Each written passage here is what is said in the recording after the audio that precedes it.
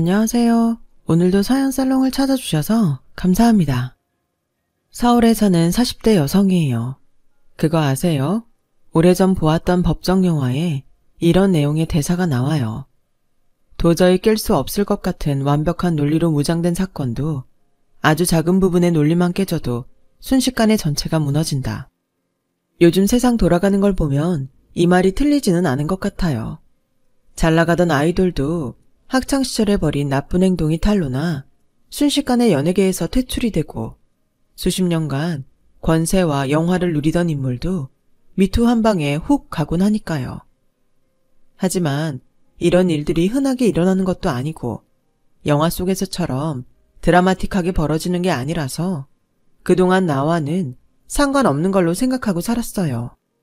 그런데 제게도 이런 일이 일어났지 뭐예요. 그것도 제 인생에서 가장 암울했던 그 순간에 말이죠. 덕분에 저는 저를 올가매고 있던 결혼이라는 올가미를 벗어던지고 예전의 제 모습을 되찾을 수 있었어요. 이제는 마음의 여유가 생긴 덕에 지난 날들을 되돌아볼 수 있게 됐네요. 저는 영화광이었던 아빠의 영향으로 어린 시절부터 헐리우드 키즈로 살았어요. 그렇다 보니 대학 진학을 앞두고 과 선택을 할 때 조금도 고민할 필요가 없었어요. 당연히 제 선택은 영화과였으니까요. 비록 집안 형편이 그리 넉넉한 편은 아니었지만 저희 부모님께서는 제가 돈벌이 때문에 꿈을 포기하는 걸 원치 않으셨어요.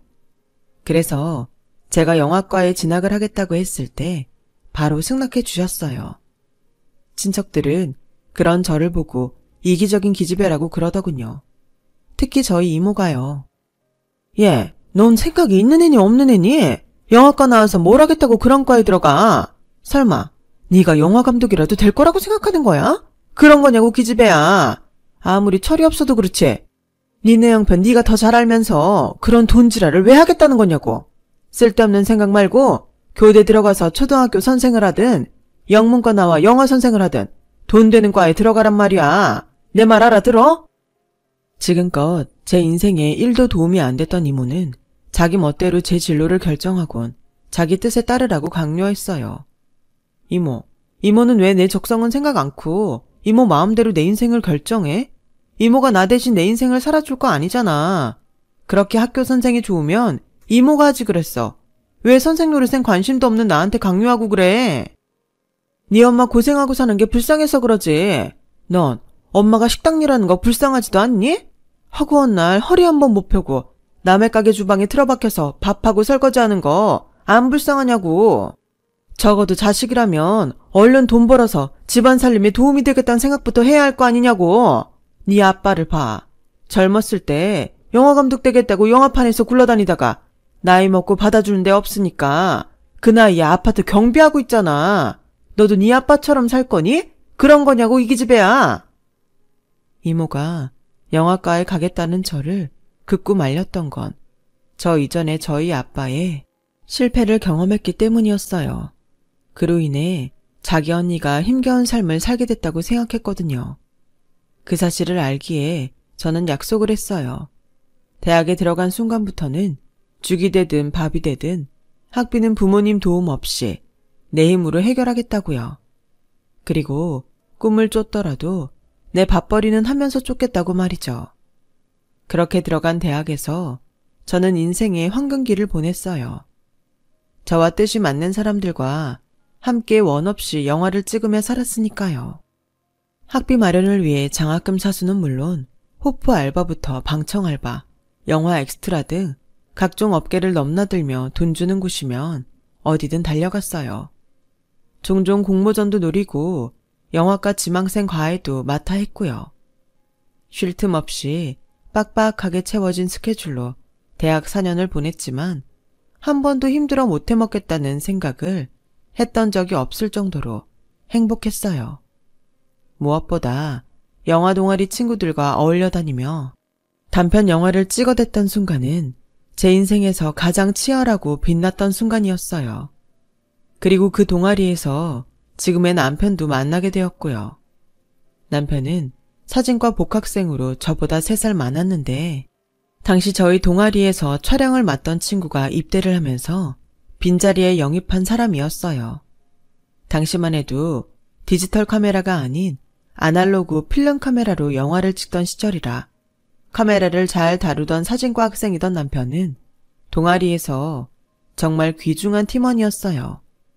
게다가 저와는 영화 취향도 비슷해서 우리는 늘 붙어 다녔고 그렇게 CC를 거쳐 결혼까지 이르게 된 셈이었죠. 가정 형편이 넉넉치 않았던 저와 달리 남편은 집이 꽤 부유했어요. 아버님이 강남에서 부동산 관련 사업을 하고 계셨거든요. 몇 년 뒤 헐값에 사들인 연예기획사로 본격적으로 그쪽 일에 뛰어들기 전까지는 말이에요. 만원버스나 출퇴근길 지하철 경험을 해본 적이 없는 남편은 20대 초반 나이에 그랜저를 끌고 다닐 정도였고 덕분에 서울 변두리 지역에 살고 있던 저는 남편 차를 자주 얻어 탈 수 있었어요. 당시 저는 월 100만 원만 벌 수 있다면 영화판에 뼈를 묻겠다 생각할 정도로 영화에 미쳐 있었어요. 하지만 남편은 영화가 아닌 다른 데에 관심이 있었던 거더라고요. 물론 한참 후에야 알게 된 거였지만요. 졸업을 앞둔 어느 날 남편은 자기 아빠가 IMF로 도산 위기에 처한 연예기획사를 인수했다며 거기서 같이 일해보지 않겠냐고 했어요. 영화사도 아니고 연예기획사에서 내가 뭘 하겠냐고 단칼에 거절했죠. 그랬더니 남편이 그러더군요. 영화는 취미로 하고 넌 내 인생을 살아야지. 언제까지 꿈만 쫓을 거야. 그 말에 배신감이 들었어요. 그동안 나와 같은 곳을 보고 있다고 생각했던 사람이 나와 전혀 다른 곳을 바라보고 있었다는 것도 충격인데 내 꿈을 조롱하고 부정하니 정말 용서가 안 되더라고요. 그래서 우리가 더는 함께할 수 없다는 결론에 이르렀고 그날부터 남편과 연락을 끊었어요. 사귄 적도 없는 그저 남사친 여사친 관계였지만 늘 붙어 다니다가 따로 떨어져 혼자 다니려니 순간순간 외로움이 느껴지더군요. 하지만 되돌릴 수는 없었죠. 졸업 후 영화사에 들어간 저는 수년간 남자들 틈에서 살아남기 위해 안간힘을 썼지만 좀처럼 이쁜 기회는 제게 돌아오지 않았어요. 다음번엔 꼭 밀어주겠다며 저를 자기 영화의 조연출로 부려먹던 선배들은 영화가 끝나면 다들 하나같이 연락을 끊었어요. 그리곤 차기작을 준비할 때 뻔뻔스럽게도 다시 연락을 하더군요.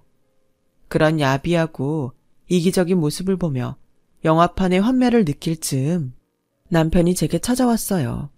저희 과 선후배들을 통해 제 상황을 전해 듣고 있었다며 이제 그만 거기서 나오라고 하더군요. 그놈들은 널 키워줄 마음도 없어. 그저 내 열정을 이용해서 착취할 생각뿐이라고. 그러니까 더 이용당하지 말고 나와. 거기 아니면 영화 못 만드냐? 나와서도 네가 찍고 싶은 영화 실컷 찍고 쓰고 싶은 시나리오도 실컷 쓸 수 있게 내가 도와줄게. 네 뒷바라지는 내가 할 테니까 그냥 나한테 오라고. 내가 너 하나쯤 먹여 살릴 수 있다고. 남편은 연애 과정도 건너뛰고 얼떨결에 제게 청혼부터 해버렸어요. 이미 엎질러진 물인데 이제 와서 뭘 더 감추겠니? 솔직히 말할게. 나 영화 동아리에 들어간 거 영화가 좋아서 그랬던 거 아니야. 네가 있어서 들어간 거야. 너한테 환심 사려고 로드쇼며 스크린 같은 영화 잡지에 나오는 영화들 달달 외워가며 다 챙겨보고 영화에 관심 있는 척 거짓말했어. 너랑 같이 있고 싶어서. 남편의 그 말은 제게 있어서 영화 식스센스보다 더한 반전이었어요. 나보다 더 영화에 열의를 가지고 있던 사람이 영화엔 관심도 없었다니. 그러면서도 한편으로는 내가 뭐라고 나 때문에 그 오랜 시간을 관심도 없는 거에 시간과 열정을 쏟았을까 생각하니 고맙고 미안했어요. 오빠, 마음은 고마워. 하지만 난 남이 읽어놓은 인생에 무임승차하고 싶은 생각은 없어. 영화사를 나오더라도 난 내 힘으로 직장을 구할 거고 내가 번 돈으로 먹고 살 거야. 그러니까 오빠는 그냥 나랑 연애하자. 결혼 말고 연애부터 시작하자고. 그렇게 우리는 헤어진 지 4년 만에 다시 만나게 되었고 이번엔 남사친 여사친이 아닌 연인이 되었어요. 영화사를 나온 저는 동기가 하는 학원에 나가 영화과와 극작과를 준비하는 학생들을 가르치기 시작했고, 틈틈이 동아리 선후배들과 만나 단편 영화를 찍었어요. 제작비 마련이 힘들었기에 각자 주머니를 털어 장비를 빌리고 집에서 싸온 도시락을 먹는 초라한 현장이었지만 가슴에 품은 꿈만은 할리우드 블록버스터급이었어요. 시대가 변해서 필름 카메라가 아닌 디지털 카메라로 영화를 찍기 시작하면서 조금 더 손쉽게 촬영하고 후반 작업까지 할 수 있게 됐어요. 그렇게 찍은 영화는 남편이 아버님 회사 옥상을 빌려줘서 그곳에서 야외 상영회를 하곤 했어요. 관람료는 무료였지만 객석을 채운 건 저와 스태프들 그리고 지인들이 대부분이었지만 말이에요. 시간이 지나면서 함께 영화를 만들던 친구들은 하나씩 떨어져 나갔어요. 관객이 찾지 않는 영화에 시간과 열정, 그리고 가벼운 주머니를 털 이유가 없었던 거죠. 그렇게 조금씩 영화 감독의 꿈은 멀어져 갔고 저 역시 영화가 아닌 생업이 생활의 중심이 돼버렸어요. 그리고 그 무렵 남편이 청혼을 했어요. 둘 다 나이도 찼고 안정된 직장도 가지고 있었기 때문에 더는 결혼을 미룰 이유가 없었거든요. 그래서 시댁에 인사를 드리러 가게 됐는데 집 대문 규모에 벌써 압도될 정도더라고요. 우리 집 낡은 초록 철대문과는 완전 다른 퀄리티와 규모였거든요. 내가 이런 집의 며느리가 되겠다고 들어가도 되는 건가? 걱정이 됐어요. 싼값에 인수한 연예기획사가 꽤 수익을 내서 돈 좀 벌었다더니 그 말이 빈말이 아니었던 거예요. 집만 봐서는 대기업 회장집이라고 해도 믿을 정도더라고요. 남편을 따라 집 안에 들어가 보니 내부 규모도 장난이 아니었어요. 거실에서 야호를 외치면 정말 메아리 칠 것 같은 수준이었거든요. 살면서 상대의 부합에 주눅 들어본 적이 없는 저였지만 그날은 정말이지 제가 땅바닥을 기어다니는 개미가 된 기분이었어요. 시부모님은 딱히 저를 반기지도 내치려 하지도 않는 분위기였어요. 제가 거실 소파에 앉고도 몇 분간 침묵이 흘렀어요. 아버님은 생각에 잠기신 건지 아니면 말조차 하고 싶지 않으신 건지 입을 꾹 다물고 계셨거든요. 보다 못한 남편이 나서서 제 자랑을 늘어놓기 시작했어요. 유명 영화사에서 일하다 현재는 대입 전문 입시학원에서 아이들을 가르치고 있다고 말이죠. 한참 얘기를 듣고만 계시던 아버님은 저를 빤히 보시며 그러셨어요. 영화과를 나왔다고? 대표작은 있고? 성업영화로는 입봉을 못했습니다. 단편영화 작업을 주로 했습니다. 그걸로 그림이 되겠어? 간판이 있어야 뭐라도 맡기지. 그러자 남편이 해외 단편영화제에서 수상한 적이 있다고 대답했어요. 말이 영화제지 상금도 없고 항공권 지원도 안 돼서 수상 소식을 이메일로 들어야 했던 작은 영화제였죠. 그래, 영화과 졸업에 해외 영화제 수상 경력이라. 그 정도면 그림은 나오겠구만. 알았다. 결혼해라. 마치 취업 인터뷰 보듯 5분 남짓한 시간 동안 아버님과 대화를 한 저는 결혼 승낙을 받았어요. 그것도 찜찜하게 가까스로 통과했다는 인상을 지울 수 없게 말이죠. 시댁에서 나오면서 남편한테 아버님의 말씀의 의미가 뭐냐고 물었더니 사실 엄마가 우리 결혼을 탐탁치 않아 하시거든. 그래서 아빠 딴에는 자기 장점을 좀 부각시켜주고 싶으셨던 것 같아. 다 자기 위한 거니까 너무 마음에 담아두지 마. 그땐 그 말을 대수롭지 않게 넘겼어요. 사실 양쪽 집 형편이 제 눈에도 확 드러날 정도로 차이가 져서 저를 반대하는 어머님 마음도 조금은 이해가 갔거든요. 그때 그 말을 그렇게 쉽게 넘겨선 안 되는 거였는데 말이죠. 시댁에 인사를 드리고 온 지 며칠이 지나 남편은 우리 부모님께 인사를 드리러 왔어요. 남편 집을 못 봤으면 모를까 엄청나게 삐까뻔쩍한 집을 보고 온 후라 더욱 우리 집이 초라해 보였어요. 하지만 초라한 살림과 다르게 남편을 환대하는 부모님의 마음만은 최고였죠. 아빠는 아들이 없던 터라 내심 제가 빨리 결혼해 사윗감을 데려오길 바랐던 아빠는 연신 한바구음을 지으시며 좋아하셨어요. 그건 엄마도 마찬가지였죠. 끊임없이 먹을 걸 내오시며 사윗감이 먹는 모습을 흐뭇하게 바라보셨거든요. 이런 환대에 남편도 신이 났는지 평소보다 목소리가 한 옥타브는 올라가 있더라고요. 광 대표는 아주 살가죽을 뚫고 뛰어나올 기세였고요. 그래, 자존심은 좀 상하지만 그래도 엄마 아빠가 이렇게 좋아하시는데 뭘 더 바라겠어. 살면서 내가 잘하면 시부모님께 인정도 받을 수 있을 거야. 저는 속으로 이런 턱도 없는 생각을 하고 있었네요.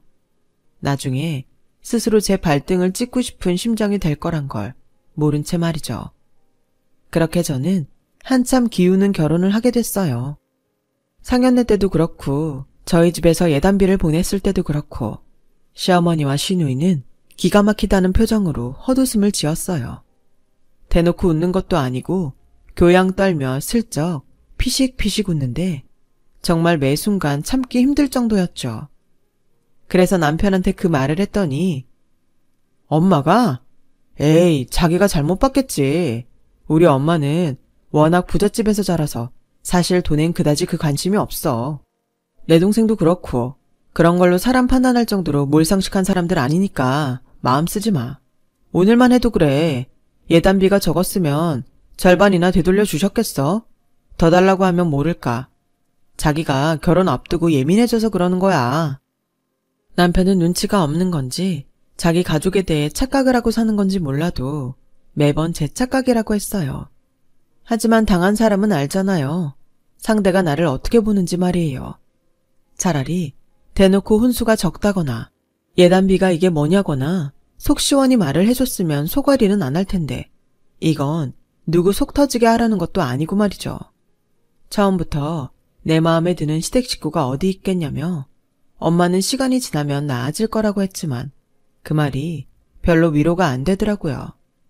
그렇다고 겉으로 드러난 일도 아닌데 이런 걸로 결혼을 못하겠다고 하긴 좀 애매하고 하여튼 찜찜한 기분으로 식장에 들어가게 됐어요. 결혼을 하고도 저는 저대로 일을 하고 남편은 아버님 회사 일을 도왔어요. 서로 일이 바빠서 연애할 때처럼 자주 데이트를 하지는 못했지만 그래도 우리 부부는 친구처럼 편한 관계를 유지하며 살았어요. 그렇게 결혼하고 처음 맞는 설이 되었어요.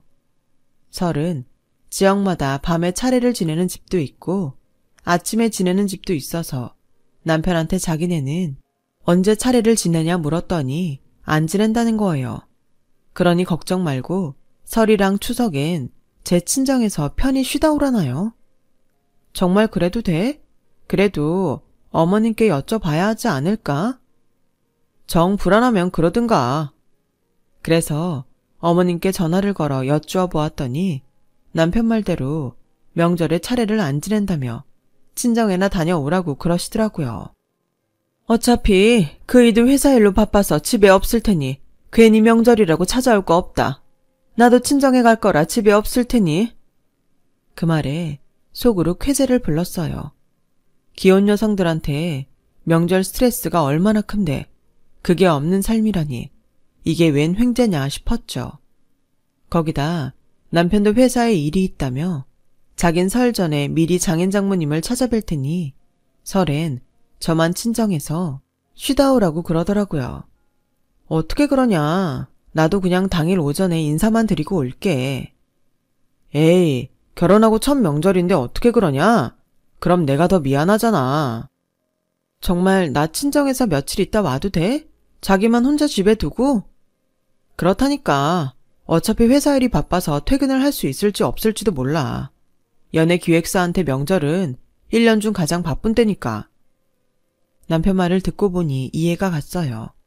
우리야 명절에 가족들끼리 모여서 TV도 보고 화투도 치고 놀지만 연예인들은 바쁘게 방송 출연도 하고 여기저기 행사도 뛰니까요. 그걸 총괄하는 회사인데 안 바쁘면 그게 더 이상한 거죠. 그래서 그 후로도 명절엔 마음 놓고 친정에서 보낼 수 있었어요. 명절도 그렇고 시부모님 생신도 따로 뭘 안 하는 집이라서 직장 생활을 하는 저로서는 이보다 좋을 수는 없는 상황이었죠. 시집와서 집안 행사를 치른 거라곤 시누이 결혼식 정도였어요. 그나마도 상견례도 안 하고 바로 식을 올리는 바람에 결혼식 당일에만 식장에 가서 얼굴 보고 끝이었죠. 이렇게 편하게 결혼 생활을 해도 되나 싶을 정도였어요. 결혼 전에는 저를 탐탁지 않아 하는 시어머니와 시누이 때문에 마음고생을 하긴 했지만 오히려 결혼 후에는 얼굴 볼 일도 별로 없어서 서운할 일도 없었어요. 시간은 흘러 어머님 생신이 돌아왔어요. 이번에는 생신상을 차려드리고 싶은 마음에 남편을 시켜 어머님께 미리 올해는 생신 때 따로 지인들과 약속 잡지 마시라고 제가 생일상 차려드리겠다고 말씀드렸어요. 미리 마트에 들러 한우랑 해산물도 사놓고 홈파티 용품도 사두었죠. 만발의 준비를 하고 생신날 당일 시댁에 들러 상만 차리면 됐어요. 그런데 저를 데리고 시댁에 가기로 한 남편이 3시간 넘도록 연락도 없지 뭐예요. 그래서 전화를 했더니 글쎄, 자기야, 어디야? 음식 준비 다 됐는데 왜 아직 안 와? 빨리 가서 파티 용품도 세팅해야 한단 말이야. 아, 내가 말 안 했나? 어쩌지? 엄마 친구분들이랑 약속 있다고 생신상 차릴 필요 없다고 했거든. 내가 전한다는 걸 깜빡했다. 미안해 자기야. 그리고 나 회사에 일이 좀 생겨서 늦을 것 같아. 미안. 아니, 그런 거면 미리 말이라도 해주던가. 음식 다 해놓고 기다리는데 이제 와서 이러면 어떡해요. 잔뜩 준비한 음식을 보니 열불이 나서 그냥 있을 수가 없더라고요. 한우 투풀에 낙지도 직접 목포에서 공수한 거라 재료값만 해도 저희 집 한 달 식비보다 더 나갔는데 말이죠. 그래서 기왕 한 거 맛은 보시라고 음식을 바리바리 싸들고 시댁으로 향했어요. 집에는 도우미 아주머니 혼자 계시더라고요. 아니 이게 다 뭐야? 이걸 혼자 다 했어요? 네, 시집와서 지금껏 시어머니 생신상 한번 챙겨드린 적이 없었잖아요. 명절 때도 오지 말라고 하시고. 그렇다고 매번 손 놓고 있는 것도 며느리로서 도리가 아닌 것 같아서요. 그러자 아주머니 표정이 싸하게 변했어요. 그리곤 한숨을 푹 쉬더니 내가 어지간하면 이런 말 안 하려고 했는데 자기가 참 불쌍해서 더는 가만히 못 있겠네. 이 집 사람들 지금 다들 땡땡 호텔에 모여 있을 거야. 매년 사모님 생신이면 거기 모여서 생신 파티하니까. 사장님 생신 때도 그렇고 이 집 아들, 딸, 심지어 사위 생일에도 매번 거기 모여서 파티를 하거든. 자긴 모르고 있었지? 순간 망치로 머리를 맞은 것처럼 멍했어요. 이 아주머니가 지금 무슨 소리를 하는 건가 싶었죠. 그뿐 아니야. 지난 추석에도 사위까지 데리고 괌으로 가족여행으로 갔었어. 이대금 명절에 차례를 안 지내서 매년 해외로 가족여행 가거든. 매번 여행 갔다 올 때 사모님이 립스틱이랑 향수 같은 거 사다 주셔서 내가 다 기억하고 있다고.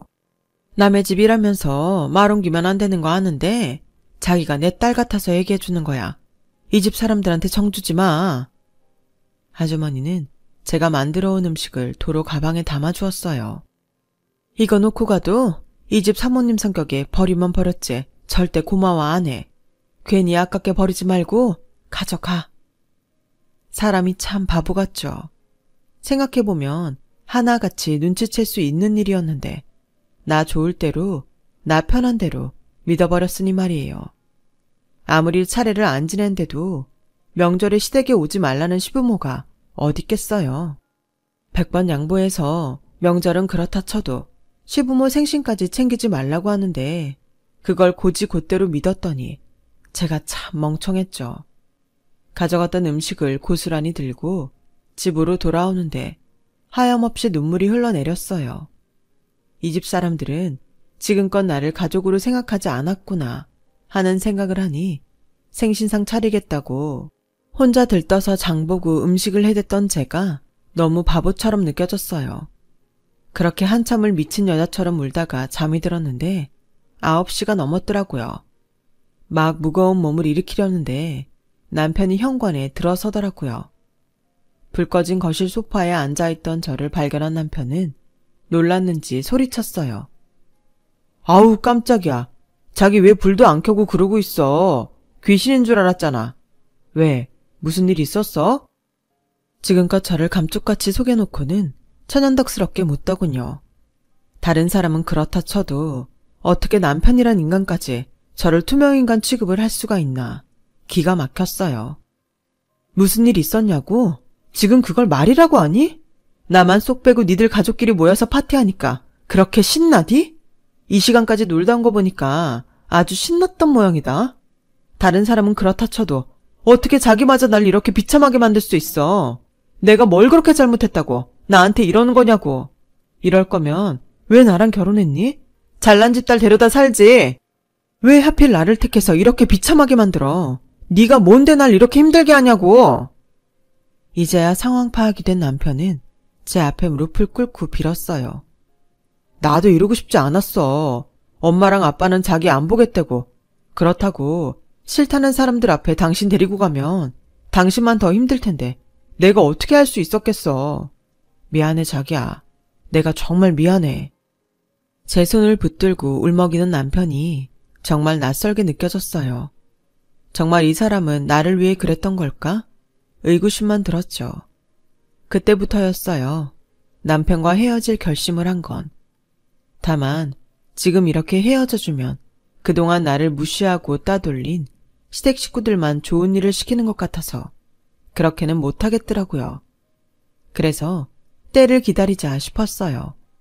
복수는 그 사람이 가장 힘들 때, 그래서 내 도움이 가장 간절할 때 손을 놓는 걸 테니까요. 그렇게 복수의 칼을 갈고 기다렸어요.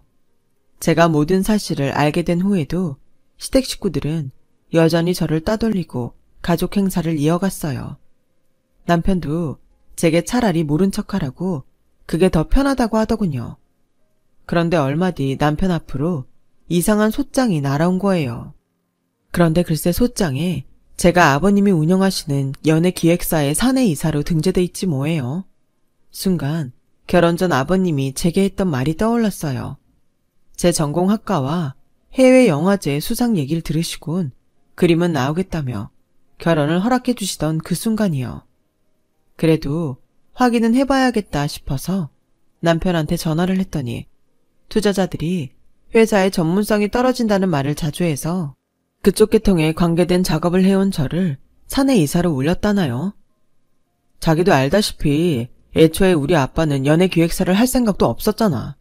세입자가 보증금 다 까먹고 밀린 월세도 못 내겠다고 배짱을 부리니까 회사를 뺏어버린 거니까. 다행히 이쪽 일이 돈 되는 일이라 결과적으로는 잘된 일이었지만 툭 하면 전문성이 떨어진다는 둥 말들이 많아서 자기 경력 좀 팔았던 거야. 그렇다고 자기한테 해가 될 일은 하나도 없으니까 걱정 마. 원래 가족끼리 하는 회사는 식구들이 사내이사 한 자리씩은 맞는 거니까. 저보고 가족이래요. 그 말에 기가 차서 한참을 웃었네요. 내가 자기네 식구들이랑 가족이었어? 가족 행사에도 초대받지 못하는 내가? 지나가는 개가 다 웃겠네. 됐으니까 당장 내 이름 빼줘. 내 허락도 없이 내 이름 쓰지 말라고. 그리고 회사 돈 해먹은 건 당신이랑 당신 식구들인데 왜 내가 싸잡혀서 소송을 당해야 하는데? 내가 왜 그런 꼴을 당해야 하냐고. 그러니까 당장 내 이름 빼. 어떻게 그래. 그냥 이름만 넣은 것 뿐이라고. 자기한테 피해가는 거 없다니까. 그리고 아빠한테 자기 이름 빼달란 말을 내가 어떻게 하냐. 게다가 이번에 투자 못 받으면 회사가 날아갈 판인데 어떻게 아빠한테 그런 소리를 하냐고. 나도 중간에서 힘들단 말이야. 정 그렇게 빠지고 싶다면 좋아. 당신이 직접 아빠한테 빼달라고 말해.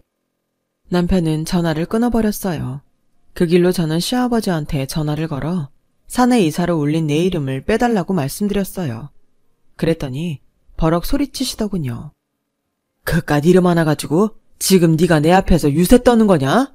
천박하고 구질구질한 집구석 출신인 널 내가 받아들였을 땐 그럴 만한 이유가 있었을 거란 생각은 안 해? 가짜는 영화 몇 번 찍은 것도 감독이라고 축혀 세워줬더니 네가 어디서 이름을 빼라 말아야. 이름 빼갈 거면 당장 이혼해. 별것도 아닌 게 어디서 까불어. 먹긴 놈이 성낸다고 잘못은 자신이 해놓고 오히려 저한테 큰 소리더군요. 이 일을 어떻게 처리할까 고민을 하고 있는데 좀 전까지 저한테 일을 떠넘기고 전화를 끊었던 남편이 다시 전화를 했더라고요. 오늘 밤 동문회에 같이 가자고요. 당신 미친 거 아냐? 나한테 소리칠 땐 언제고 나보고 어디를 가자고? 자기야, 잘 들어. 이번에 투자 못 받으면 우리 회사 정말 끝이야. 아빠 집이랑 땅, 심지어 지금 우리가 사는 아파트까지 다 담보로 잡혀서 위험하다고. 오늘 동문회에 정환이도 온대. 자기, 정환이 기억하지? 우리 동아리 멤버였던 녀석 말이야. 자기한테 좋아한다고 고백했다가 거절당하곤 쪽팔리다고 동아리 나간 녀석 말이야. 정환이네 회사에서 우리 회사에 투자할 의향이 있다나 봐. 그러니까 어떻게든 녀석 구워 삶아서 투자 받아내야 돼. 자기가 도와주면 가능할 거야. 이번 투자만 성공하면 내가 반드시 자기 이름 빼줄 테니까 마지막으로 나 한 번만 믿어줘. 응? 남편의 말에 이거다 싶었죠. 그래서 알겠다고 말했어요. 그렇게 저는 남편과 함께 졸업 후 처음으로 동문회에 나갔고 거기서 남편이 그토록 원하는 투자자인 정환이와 조우하게 되었어요. 남편은 저를 정환이와 둘만 남겨둔 채 일부러 자리를 피해주더군요. 집에 돌아오자 남편은 오매불망 춘향이 기다리는 이몽룡처럼 저를 기다리고 있더라고요.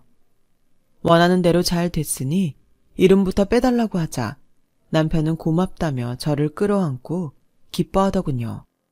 그리고 다음날 남편은 제 이름을 사내 이사해서 빼주었어요.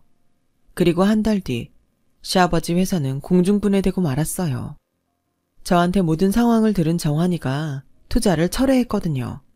이후 다른 투자자를 찾아 나섰지만 오너 일가의 공금 횡령에 월급 체불 등 구질구질한 갖가지 명목으로 소송에 휘말려 있는 회사에 투자할 사람은 아무도 없었어요. 제게 회사 상황을 들은 정환이가 업계에 소문을 내준 것도 한몫했고요. 남편 말대로 저희 시댁은 순식간에 쓰나미에 휩쓸린 것처럼 모든 걸 다 잃었어요. 저희 아파트까지도요. 저는 빨간 딱지가 덕지덕지 붙은 집을 나와 오피스텔을 얻어 살고 있어요. 남편한테는 이혼 서류를 보냈고요. 거기다 제 명의를 함부로 이용한 것에 대해 시아버지와 남편 앞으로 소송까지 걸었어요. 지금까지 저를 투명인간 취급을 해오던 시댁 식구들은 그제야 제가 자기들 눈에도 보였는지 가족끼리 돕고 살아야 하지 않겠냐며 힘들 때 힘이 되어주는 게 가족이라는 멍멍이 소리까지 짓거리며 저를 붙잡으려고 하더군요. 그래서 단칼에 손절하고 돌아섰습니다. 떨어지는 칼날은 잡는 게 아니라는 말을 남긴 채 말이죠. 사람이 사람을 대하면서 저런 식으로 대할 수 있다는 건 또 알게 되었네요. 인생 공부 잘했다 생각하고 저는 또 열심히 살아봐야겠습니다. 지금까지 제 사연을 들어주셔서 감사드려요. 건강하시고 항상 행복하세요. 여러분, 사연 댓글에 응원과 현명한 조언 부탁드려요. 좋아요와 구독은 저에게 큰 힘이 됩니다. 오늘도 좋은 일 가득하세요.